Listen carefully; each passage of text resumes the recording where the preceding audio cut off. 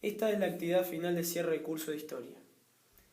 Hablaremos del imperialismo de finales del siglo XIX y la Primera Guerra Mundial.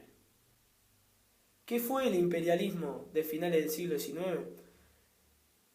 El imperialismo fue un fenómeno que implicó la expansión comercial, nuevas fuentes de recursos para las potencias colonizadoras, un dominio político por parte de las potencias europeas, la ocupación militar de las mismas en sus colonias y, por último, la explotación sistemática de las colonias, que hizo que perdieran su soberanía. Ahora vamos a hablar de los factores de este imperialismo. Los diferenciaremos en 4 distintos grupos: los económicos, los demográficos, los políticos y por último los ideológicos. Dentro de lo que son los factores económicos se encuentra la necesidad de las potencias europeas de conseguir materias primas para la producción industrial y de nuevos mercados para poder vender sus productos. Dentro de lo que son los factores demográficos se encuentra el acelerado aumento de la población europea en el siglo XIX y los movimientos migratorios hacia otros continentes en busca de fuentes de trabajo. Dentro de los factores políticos se encuentra el dominio de extensos territorios, rutas circulatorias y zonas estratégicas. Esto se transformó en un símbolo de hegemonía de las potencias. Por último, dentro de los factores ideológicos se encuentra el hecho de que las potencias venían con supuestas misiones evangelizadoras y civilizadoras a las colonias. Las causas de este imperialismo se pueden distinguir en 2 grupos: las causas económicas y las causas políticas. Dentro de las causas económicas se encuentran las mejoras tecnológicas que facilitan el desarrollo industrial y que culminan en la revolución del transporte. La misma también facilita las migraciones externas y favorece la división del trabajo mundial, que fue consecuencia de la tercera causa principal del imperialismo de finales del siglo XIX, que fue el desarrollo comercial. Esta división del trabajo mundial provoca una lucha por el poder mundial que culmina en la llamada Gran Guerra. Después, dentro de las causas políticas, se encuentra la generación de una responsabilidad civilizadora que produce de la mano con la división del trabajo mundial la lucha por el poder mundial, que culmina en la Primera Guerra. Las consecuencias de este imperialismo pueden diferenciarse en 4 tipos: políticas, económicas, sociodemográficas y cultural. Políticas, con la generación de rivalidades entre las colonias que tienen una misma potencia como dueña. Con este imperialismo culmina en la Primera Guerra Mundial, debido a que causa una división del trabajo mundial que lleva a una lucha por el poder mundial. En las consecuencias económicas tenemos que, dentro de la economía colonial, se da inicio a la exportación de riquezas coloniales, como por ejemplo materias primas. Se da inicio a la importación de productos industriales, es decir, productos manufacturados elaborados a las colonias, afectando su producción local. ¿Cómo? Los europeos imponen sus necesidades y hacían que las colonias se adapten a sus exigencias. Por ejemplo, si una colonia producía maíz y la metrópolis necesitaba algodón, las colonias debían empezar a producir algodón, cambiando así su producción local. Hay una explotación de la mano de obra de las colonias, aumenta el tamaño de las plantaciones y se desarrollan nuevos métodos de cultivo, como el monocultivo.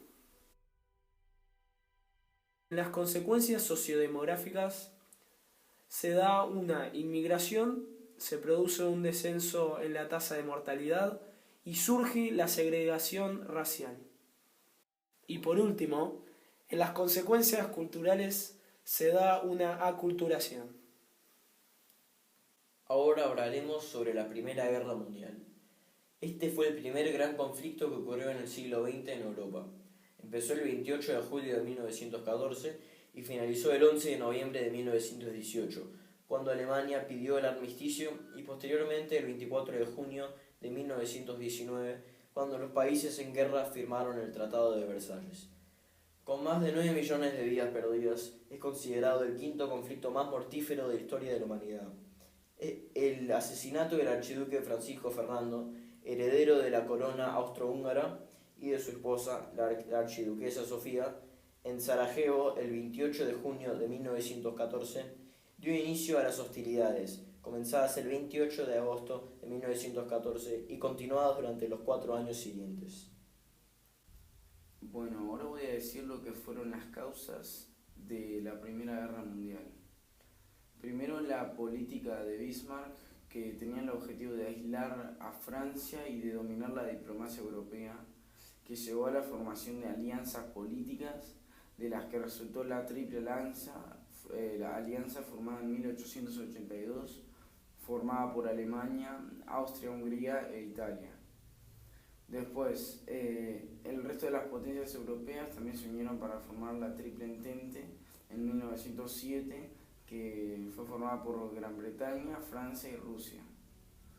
También surgió la paz armada, que fue una política general que se dio durante los años de 1890 hasta 1914. Durante este periodo las potencias se iban armando paulatinamente, aunque fue un periodo de paz. Después, las rivalidades europeas fueron otra causa, entre ellas la rivalidad entre Francia y Alemania, que como consecuencia de la guerra franco-prusiana, en la que Francia perdió territorio, pero Alemania se opuso. Después, la rivalidad entre Rusia y Austria-Hungría, que ocurrió como consecuencia de las 3 crisis sucesivas de los Balcanes.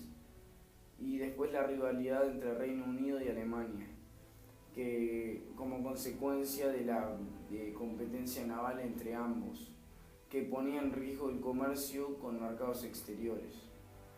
Y el detonante, o sea, la causa detonante de la Primera Guerra fue el asesinato del heredero a la corona austríaca, el archiduque Francisco Fernando y su mujer Sofía.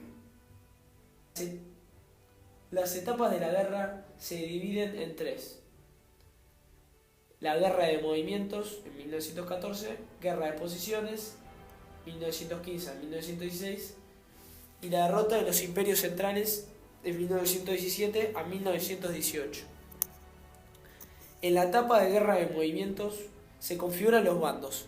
Se pensaba que este conflicto iba a durar menos. Alemania diseña el Plan Schlieffen, que preveía un ataque rápido a Francia en 6 semanas, entrando por Bélgica y Luxemburgo. Fracasa ante el freno del avance alemán que provocó la batalla de Marne. En la etapa guerra de posiciones se ve que era imposible romper las líneas y se empezaron a excavar las trincheras. Estas dilataron el conflicto y lo convirtieron símbolo de la Primera Guerra Mundial. Esto desencadenó el desarrollo de nuevos tipos de armamento, como por ejemplo las granadas de mano, morteros, ametralladoras fijas, lanzallamas, asfixiantes y gases químicos. Se dio principalmente en el frente occidental. La batalla del Verdún, iniciada por los alemanes, y la Somme, iniciada por los aliados, que fueron iniciadas con intención de romper las líneas, fracasaron, resultando en la muerte de 1,8 millones de soldados. Y por último, en la etapa de la derrota de los imperios centrales, Estados Unidos entra en la guerra. Estalla la Revolución Rusa el 17 de abril de 1917.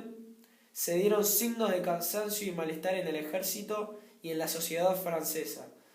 Rusia afirma el armisticio en febrero de 1918. Paz de Brest-Litovsk.